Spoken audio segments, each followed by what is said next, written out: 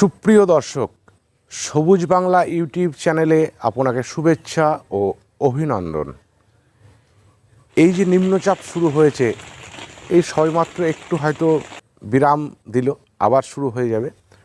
তো আমরা যারা ছাদ বাগানে টবে বিভিন্ন ফুল এবং ফলের গাছ আমরা করে থাকি,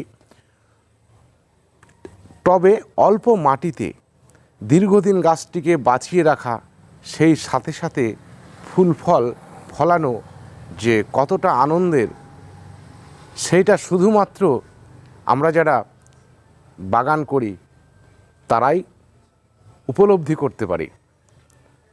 তো দেখবেন, আমরা ড্রেনেজ সিস্টেমটা যখন আমরা গাছ লাগাই ঠিকঠাক করি, তবুও দেখা যায় অতিরিক্ত বৃষ্টি হলে আমার টবে জল জমে যাচ্ছে। তারপর নিম্নচাপ শুরু হয়ে গেছে, বুঝতেই পারছেন। একটা গাছ যেমন তৈরি করার পর ফুল ফল যখন পাই যেমন আনন্দ হয়, একটি গাছ যদি কোনো কারণে নষ্ট হয়ে যায়, তো সেই ব্যথাটা সরাসরি আমার তো মনে হয় যে ঠিক এই জায়গাটায় এসে, মানে বুকে এসে যেন লাগে, ব্যথা করে, এইরকম একটা ব্যাপার। তো আমি আজকে দুটো পদ্ধতি দেখাবো এই থেকে, মানে এই যে জল জমা থেকে রেহাই আমরা পেতে পারবো। তবে শুরুতেই বলে নিতে চাচ্ছি, আপনি যদি আমাদের চ্যানেলের নতুন দর্শক হয়ে থাকেন, চ্যানেলটি সাবস্ক্রাইব করে আমাদের সঙ্গে থেকে যেতে পারেন। আর আগের থেকেই যারা সাবস্ক্রাইব করে রেখেছেন তাদেরকে অসংখ্য ধন্যবাদ। আসুন আমরা দেখে নিই সিস্টেমটা। আরেকটি কথা না বললেই না, সেটা হচ্ছে আমরা করি কি, বেশিরভাগ ফাঙ্গাসাইড বৃষ্টি হলে দিচ্ছি, আগে দিচ্ছি, অতিরিক্ত দিচ্ছি। আমরা অনেকে এটা করি, না জেনে করি। আমাদেরকে প্রথমে জানতে হবে কোন ফাঙ্গাসাইডে কি কাজ। যেমন ধরুন সিস্টেমিক, অর্থাৎ অন্তর্বাহী। আমার গাছে ফাঙ্গাস লাগেনি, তাহলে আমাকে তখন দিতে হবে কি, সিস্টেমিক। আর কন্ট্যাক্ট, অর্থাৎ স্পর্শজনিত, আমার ছত্রাক লেগে গেছে গাছে, তখন আমি স্পর্শজনিত দেব। তো সেক্ষেত্রে এইভাবে আমাদেরকে নির্বাচন করতে হবে। তো আমরা জানি যে জল বসে গিয়ে শিকড় পচে যেতে পারে, তার জন্য আমরা ফাঙ্গাসাইড ব্যবহার অবশ্যই করব। কিন্তু আমরা কিভাবে করব? ধরুন আমার একে ভেজা মাটি, জল জমে যাচ্ছে, কোনো রকমের জলটা আমরা উপর থেকে ফেলে দিলাম, তারপর আবার ফাঙ্গাসাইড গোড়ায় ঢেলে দেবো, তাহলে তো আরও হিতে বিপরীত হয়ে যাবে।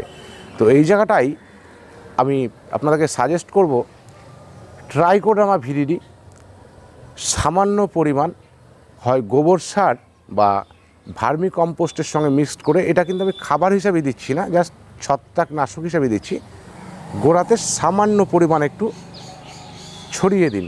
দেখবেন ট্রাইকোডার্মা ভিরিডি ভেজা ভেজা ভাব যেখানে পাবে, শুকনো না হলেই হলো, দেখবেন সেইখানে গিয়ে ও পুরো টবটাই ছত্রাকনাশক তো কাজ করবেই, টবের যে ক্ষতিকারক যে ব্যাকটেরিয়াগুলো থাকবে সেগুলোকে কিন্তু ধ্বংস করবে এবং উপকারী ব্যাকটেরিয়া তৈরি করবে। তো এই হচ্ছে বিষয়। আর যদি মনে হয় যে আমি গাছে স্প্রে করব, তো গাছেও আপনি পরিমাণ মতো দিয়ে স্প্রে করতে পারেন। কিন্তু আমরা কোনো মতেই গোড়াতে আমরা গুলে এই মুহূর্তে দেব না। মাটি শুকিয়ে গেলে আমরা দিতে পারি, কিন্তু এই ভেজা অবস্থায় কোনো মতেই দেওয়া যাবে না। এবারে আমরা স্ক্রুড্রাইভার দিয়ে কয়েকটা ফুটো করে দিতে পারি। দেখবেন এতে করে অনেক ক্ষেত্রেই জল নিকাশি ব্যবস্থাটা পুনরায় চালু হয়ে যেতে পারে। আবার অনেক ক্ষেত্রে হয়ও না। আমার এই টবটি জানি দেখা যাচ্ছে কোনো মতেই জল নিকাশ হচ্ছে না, তাহলে কি করব আমরা? তাহলে আমরা দ্বিতীয় পদ্ধতি অবলম্বন করব। দ্বিতীয় পদ্ধতি দেখতে পাচ্ছেন, এই যে টবের নিচের দিক যেটা আমাদের ড্রেনিং সিস্টেমটা আছে, সেইখানটায় আমরা একটা স্ক্রুড্রাইভার দিয়ে একটু খুঁচিয়ে দেব, যাতে করে ওই ড্রেনিং সিস্টেমটা, এটা আবার নতুনভাবে আমাদের চালু হয়ে যায়। এইখানে কি হয়, অনেক ক্ষেত্রে এঁটেল মাটি বা মাটি ইয়েতে একদম বন্ধ হয়ে যায়।